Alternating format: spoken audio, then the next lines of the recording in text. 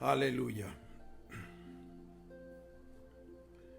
De nuevo estamos aquí para exponer la palabra del Señor.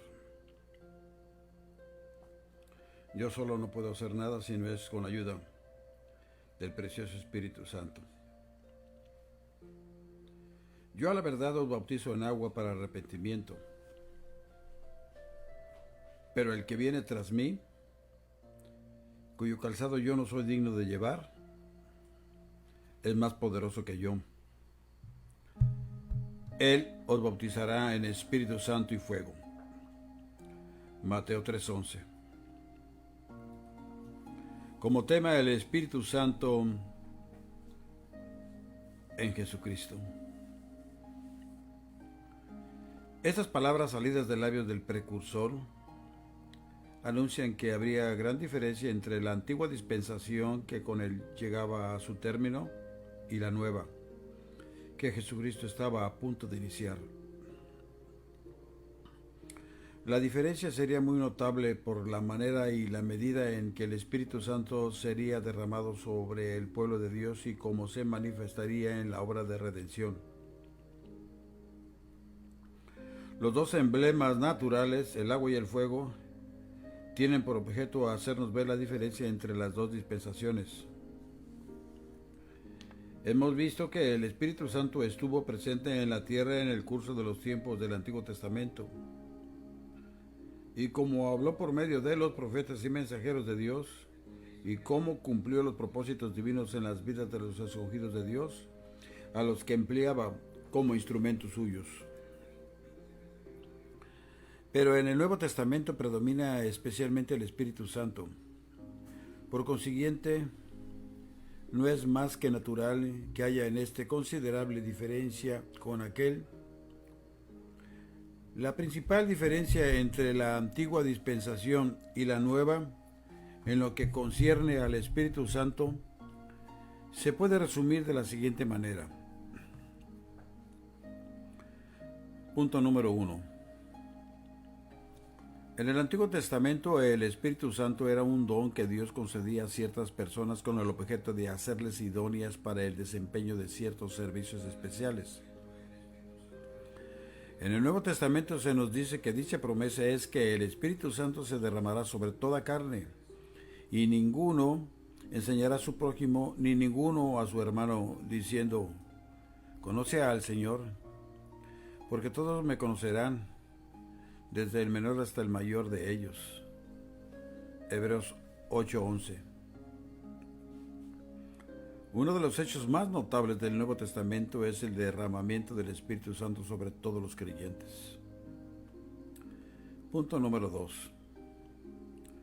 En el Antiguo Testamento vemos que el Espíritu Santo descendía sobre los hombres y estaba con ellos, pero no en ellos. En la dispensación del Nuevo Testamento, el Espíritu Santo viene a morar en nosotros y a unirnos con Dios personalmente. Mora en nosotros no solo con el propósito de darnos poder y prepararnos para el servicio, sino para darnos vida, santidad y comunión con el Señor divino.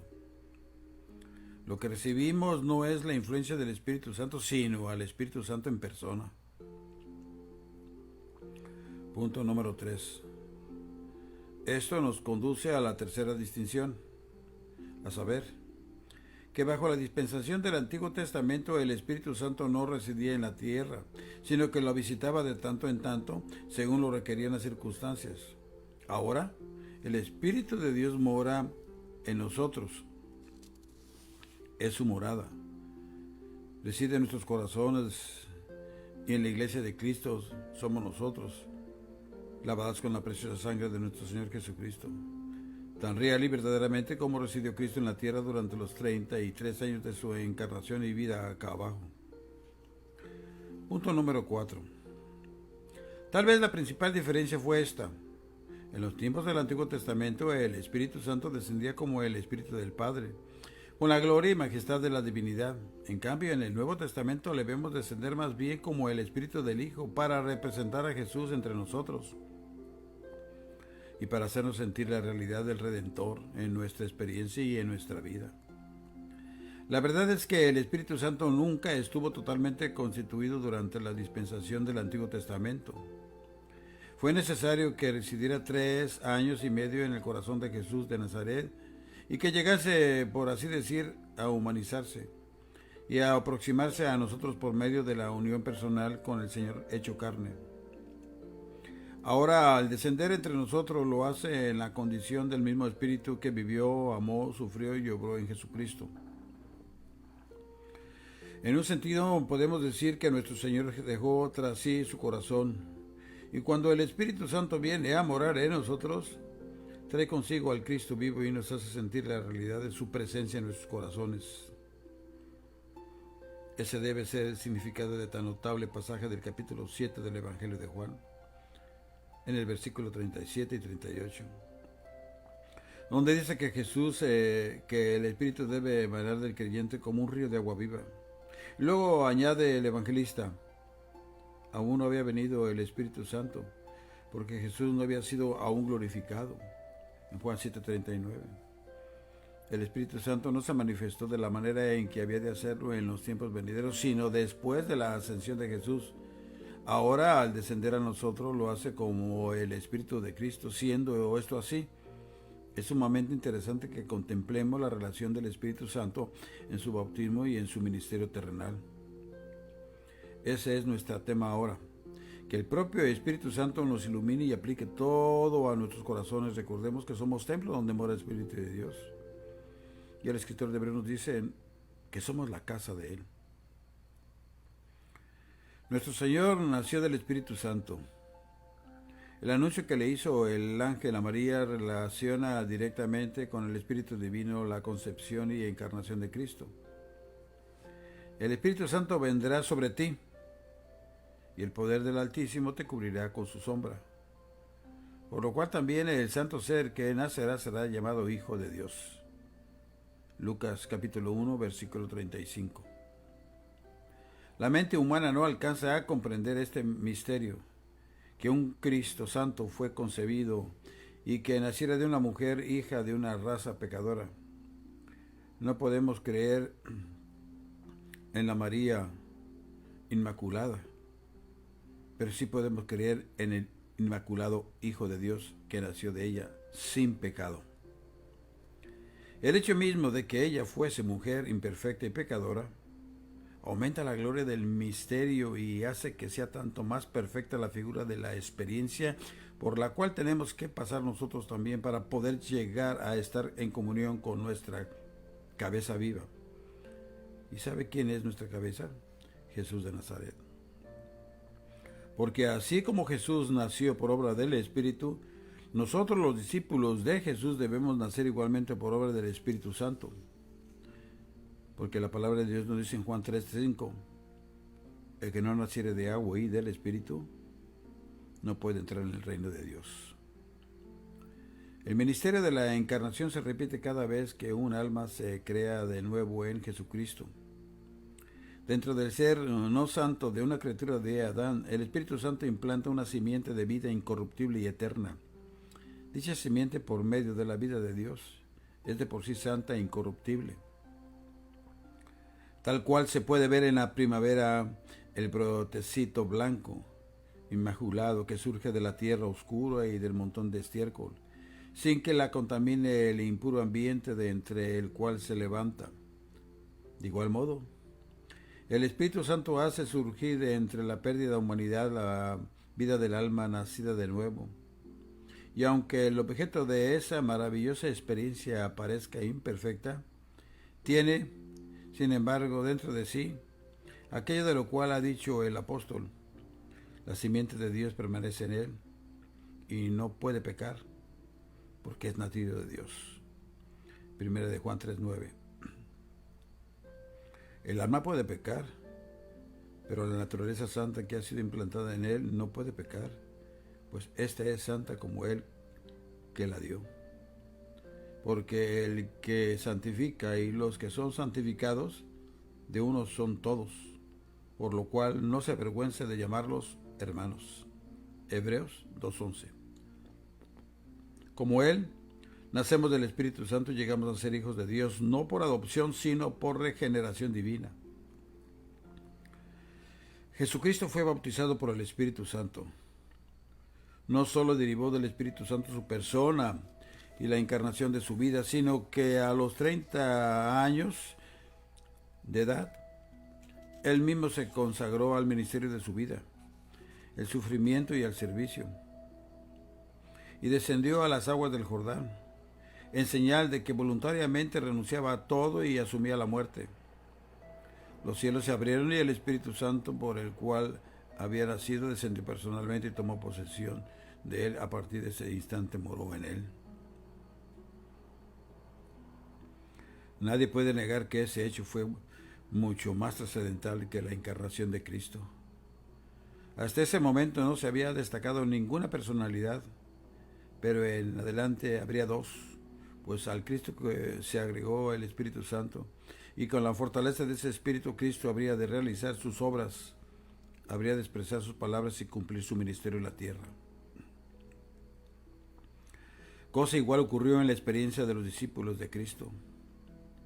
No basta que nazcamos del Espíritu Santo, debemos también ser bautizados con el Espíritu Santo. En la vida de todo cristiano debe llegar cierta hora crítica en la que descienda al Jordán de la muerte, hora en la que entregue su voluntad y se dedique a cumplir toda justicia como lo hizo su Maestro, hora en la que voluntariamente asuma la vida de renunciamiento propio y consagración al servicio que Dios le ha señalado, según su sagrada voluntad, y cuando Dios le da, además, el poder del Espíritu Santo, a partir de ese momento ya no es una persona sino dos, pero las dos constituyen una sola, la misma esencia. Todo esto lo tenemos perfectamente descrito en dos frases del libro de Ezequiel. Os daré corazón nuevo y pondré espíritu nuevo dentro de vosotros. Ezequiel 36:26. Ese es el nuevo corazón que el Dios nos da. Y pondré dentro de vosotros mi espíritu, y haré que andéis en mis estatutos y guardéis mis preceptos y los pongáis por obra. Ezequiel 36:27.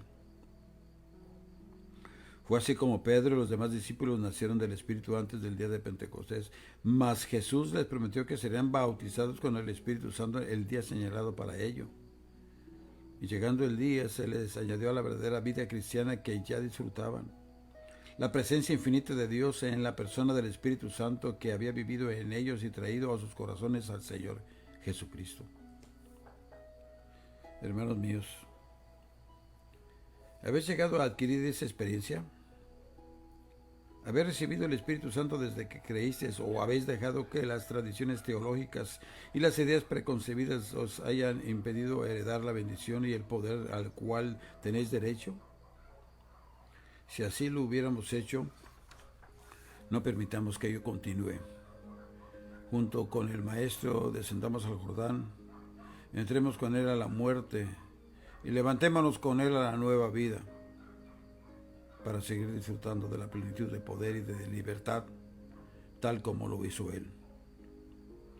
Si el Hijo de Dios no intentó comenzar su ministerio público mientras no hubo recibido el poder de lo alto, cuán presuntuoso es de parte nuestra el que queramos intentar cumplir el ministerio que Dios nos encomienda confiando en nuestra propia fortaleza.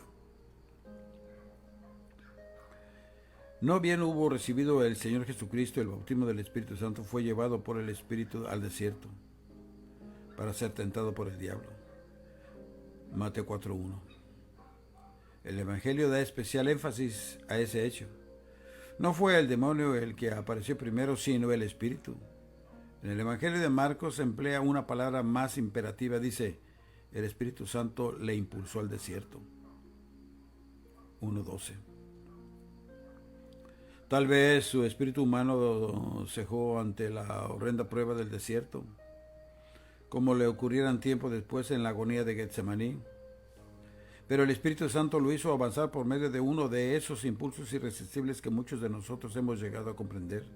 Y durante 40 días la bendición que había recibido fue sometida a prueba. Su fe fue puesta a prueba. Su alma fue probada por todos los asaltos del adversario. Le condujeron a lugares que parecían contradecir todo lo que había creído, y que lanzaban un reto a todo lo que había prometido.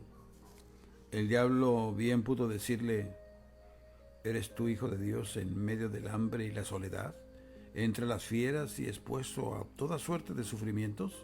Estando como estás desechado y abandonado hasta del propio Dios, destituido de todo y en la más absoluta desolación. Luego, en medio de todos esos peligros y privaciones, repentinamente se presenta ante sus ojos la visión del poder y la dicha. Los reinos del mundo con toda su gloria, si solo se doblegase, aunque fuera únicamente en un solo punto, y se dejase someter por el enemigo, que indudablemente apeló a sus más nobles sentimientos, presentándose ante él como ángel de luz, o tal vez haya apelado a él recordándole lo que era y como valiéndose de sus propias facultades, podría hacer bien a los hombres y beneficiar al mundo. Esa y otras insinuaciones e instigaciones útiles se le presentaron por todas partes, pero en medio de todas ellas Jesús conservó inmovible su obediencia a Dios su Padre y su confianza en su palabra, hasta que Satán tuvo que huir de su presencia, dejando a Jesús más que vencedor. Así, pues, lo primero que podemos esperar después del bautismo del Espíritu Santo es el desierto con toda su soledad y privaciones. Indudablemente se nos presentarán circunstancias que parecerán contradecir todo lo que hemos creído y harán parecer imposibles las promesas de Dios. Podrán llegarnos a parecer que el propio Dios nos ha fallado. Y cuando todo es oscuro como la medianoche, se nos presentarán visiones de ayuda procedentes de otras partes. 1000 voces susurrarán a nuestros oídos, dándonos promesas de simpatía y socorro, si nos rendimos, aunque solo sea un punto de nuestra conciencia, y nos entreguemos a la voluntad del engañador. Se nos presentarán todas las tentaciones que se le presentaron a nuestro Maestro: la lujuria carnal y la de los ojos, el orgullo, la tentación a buscar ayuda en fuentes prohibidas, o tal vez que nuestra fe llegue a extremos de fanatismo y presunción. Todo eso nos sobrevendrá. Pero si el Espíritu Santo, el que nos ha llevado al desierto, Él nos sacará de allí.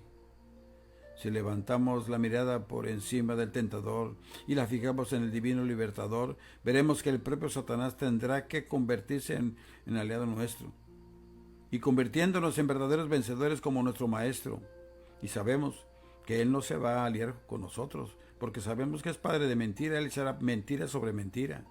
Así es que pongamos nuestra mirada en el autor y consumador de la fe, que es en Cristo Jesús, Señor nuestro, porque si el Hijo os libertare, seréis verdaderamente libres, solamente en Él.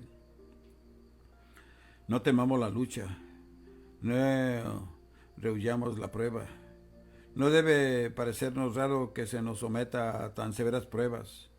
No veamos primero al diablo, sino que debemos ver que el Señor está siempre por encima de él, y el Espíritu Santo en el centro de nuestro ser, y Él es nuestro victorioso libertador.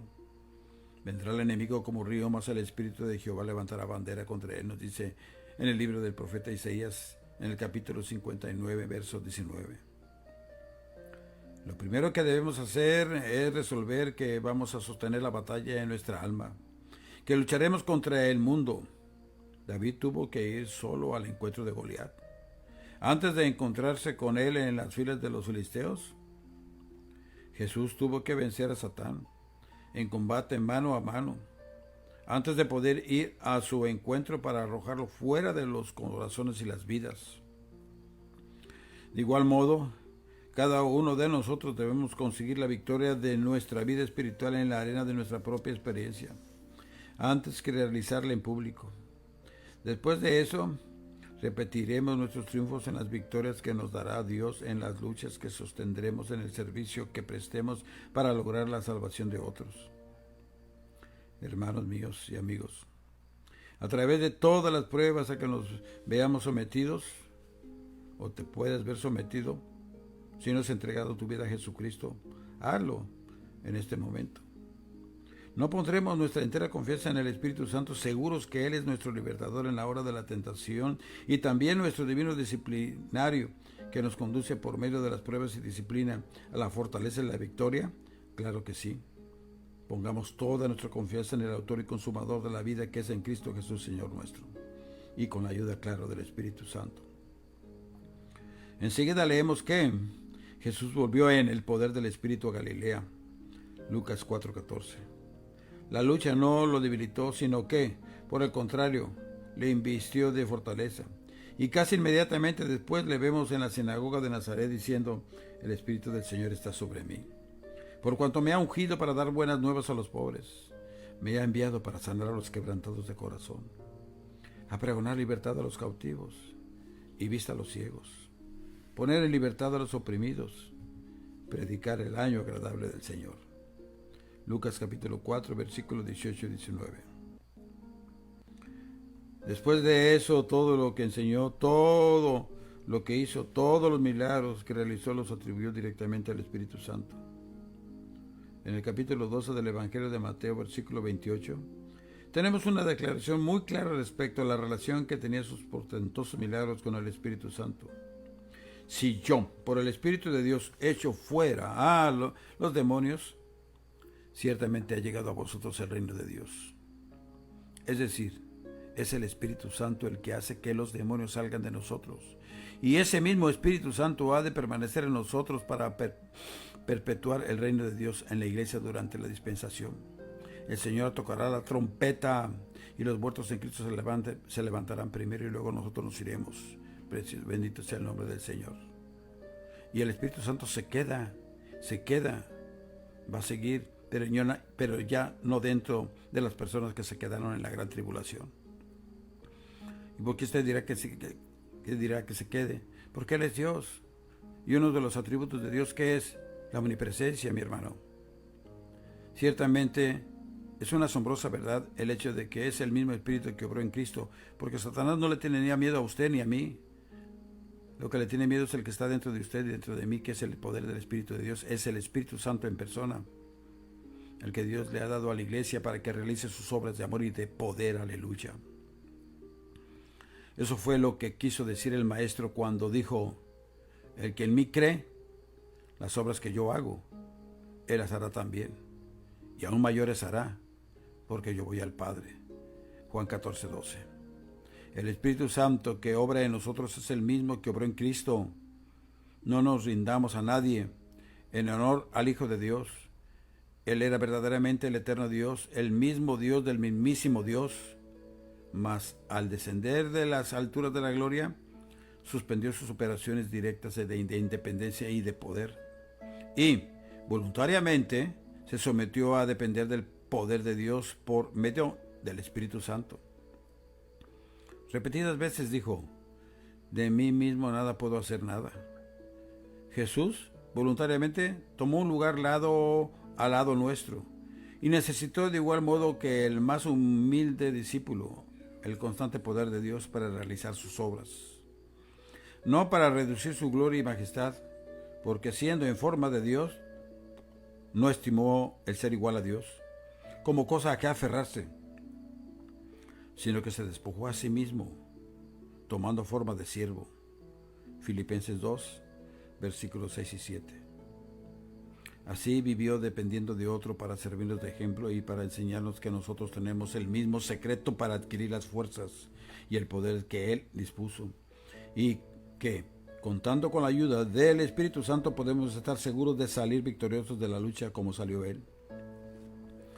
Qué espectáculo solemne es el que presenta el Hijo de Dios, viviendo 30 años en la tierra sin realizar ni un solo hecho de su ministerio público, hasta haber recibido el bautismo de poder de lo alto, para luego contar toda una vida de servicio dentro del breve periodo de 42 meses de intensa actividad y asombrosas manifestaciones de poder.